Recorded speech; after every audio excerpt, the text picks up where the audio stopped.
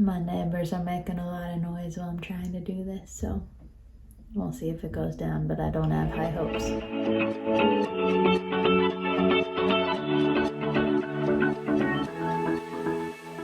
Hello friends, family, and internet strangers, Stephanie here, and today I've got a new What's for Dinner video for you.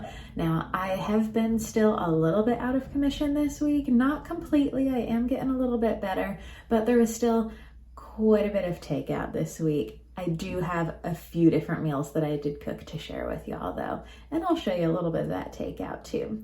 Now, when you're done watching my video here, I'm hoping you'll head over and check out one of my friend's videos as well, Amy over at Amy Lynn Cooks. If you've never been to her channel, she posts pretty similar content to mine. She does What's for Dinner videos, she does what I eat in a day, grocery hauls.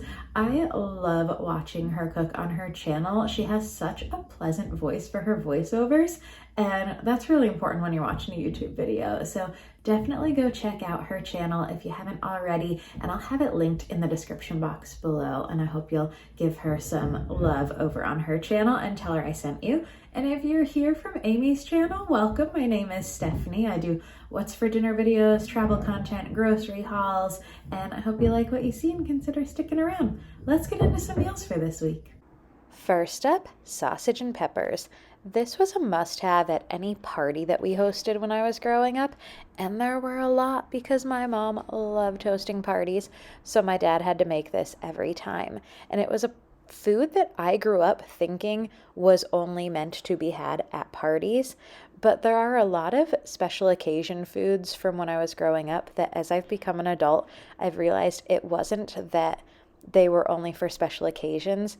It was that my dad, who, if you did not know, had MS, he did not have the dexterity to chop all of the onions and all of the peppers to make this on a regular basis. And then same with some of the other things like chicken parm. It's not as difficult to make as I thought it was. It's just a lot of steps. So things with a lot of steps are special occasion food, but now that I can cook them, I am learning, oh, these are options that I can make on a regular weeknight. So this one, simply the hardest part of it is chopping up the onions and peppers. I did 3 green bell peppers and 1 large onion. I seasoned them with some salt and pepper and added a little bit of water because these are going to steam in the oven and become so juicy that way. Once the sausage is on top, I sprinkle just garlic powder over the top of that and then seal it in with some aluminum foil on top. And this goes into the oven until those sausages are fully cooked. For me, that was at 375 for about an hour covered and then half an hour uncovered, and look at how gorgeous and nice and brown those look, but they were so juicy on the inside. I served them with my last can of Campbell's pork and beans. They do not sell this in my area. I brought this from my hometown after Christmas because Campbell's are my favorite beans, and now I'm back to being out of them. So I had my Campbell's beans, my sausage and peppers, and then I also had some cucumbers tossed in Italian dressing. The next night I had leftovers, and this is another way you can serve this is with pasta. This is really good over pasta. So I do make my own spaghetti sauce. I have a whole video about that I link every time I make something with the spaghetti sauce, but look how easy that is. You put it in the freezer after you make a big batch and it breaks up. When you put it flat like that, you can just break it up, put it in a pot, and it's dinner so quickly. I can just decide while I'm on my way home from work, I want spaghetti tonight, and I know that I have that sauce in my freezer.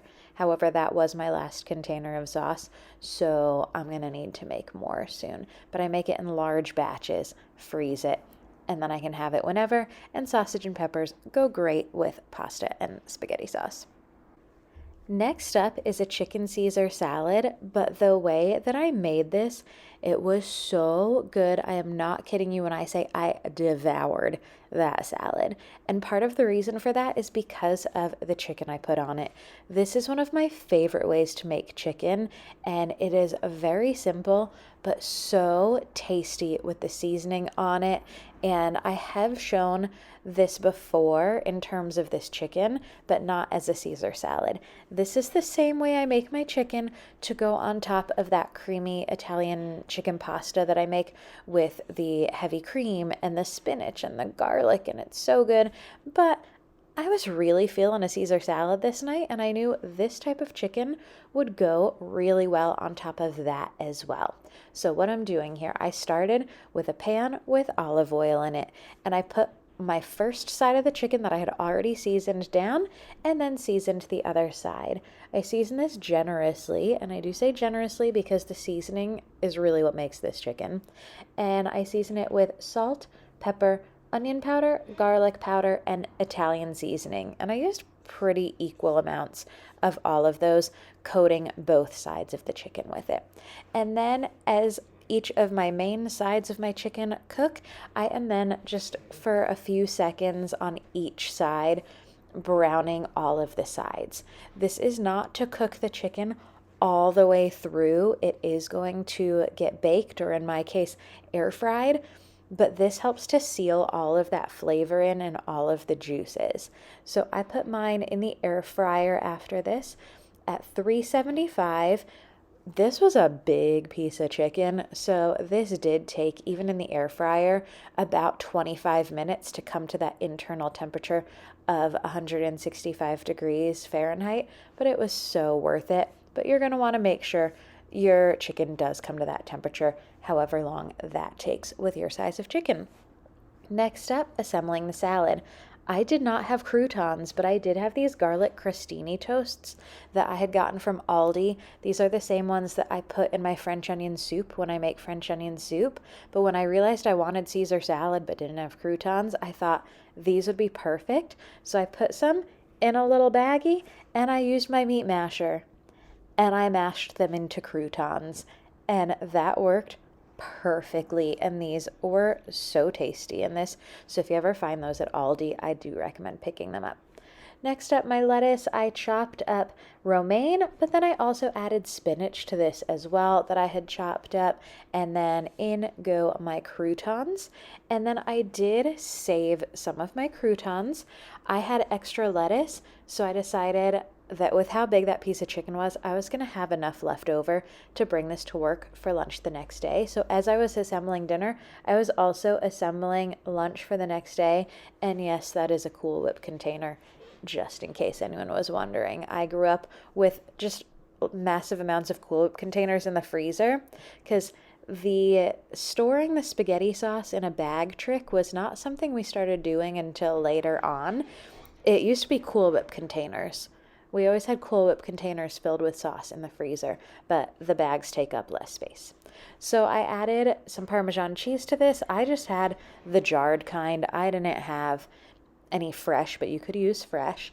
And then I like to make my salads in a Tupperware container so I can shake them and get the dressing evenly coated. So I started out with a little bit of dressing. I shook it side to side first so it didn't just plop right onto the top.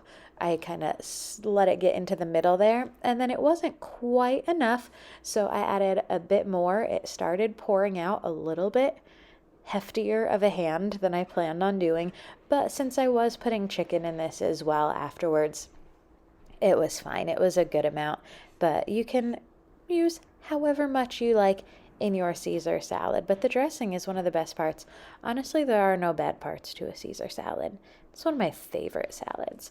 So once that got to my liking, I had already taken my chicken out of the air fryer and I let it rest so that those juices could really be present and not gushing out as I cut it up.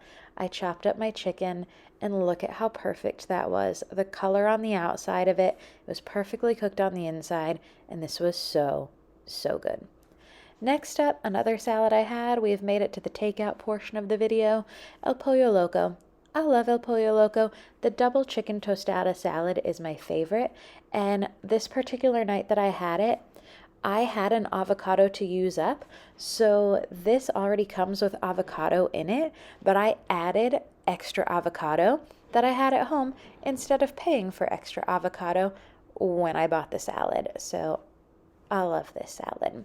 And then I also was craving Jersey Mike's this week, so I got Jersey Mike's. I just get the original Italian. There is so much meat on this.